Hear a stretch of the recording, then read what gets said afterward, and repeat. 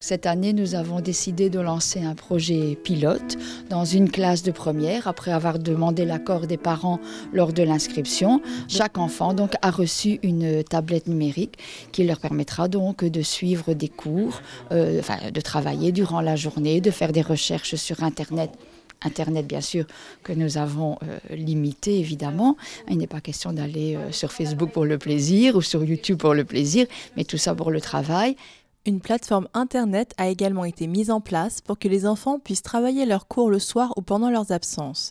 Les professeurs considèrent déjà la tablette comme un outil pédagogique supplémentaire. Je conçois plutôt mon cours en utilisant la tablette vraiment comme un outil. Donc pour tout ce qui est compréhension à l'audition, ça permet, puisqu'ils vont avoir leur petit casque, un élève qui a plus de difficultés va pouvoir écouter l'audition peut-être 4 fois, 5 fois, alors qu'un autre élève, après une écoute, peut répondre aux questions.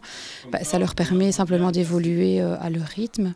On a un projet d'échange, en tout cas par mail, avec une école en Angleterre, ce qui leur permet directement d'écrire le mail.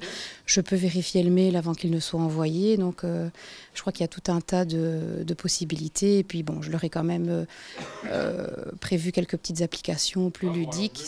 Un sac de fournitures scolaires a également été remis à chaque élève de l'école pour faciliter la rentrée aux parents et estomper en partie les inégalités sociales.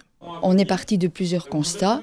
Les élèves, souvent, ont beaucoup de superflu dans leur cartable, qui est très pesant.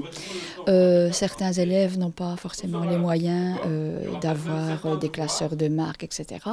Et puis la rentrée a un coût évident pour les parents, surtout lorsqu'ils ont plusieurs enfants.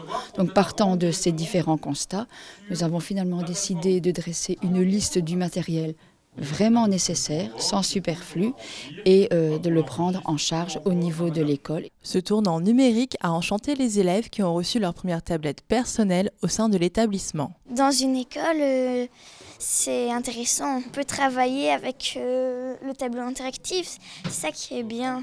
Dans les autres écoles, je ne crois pas qu'il y a des tablettes.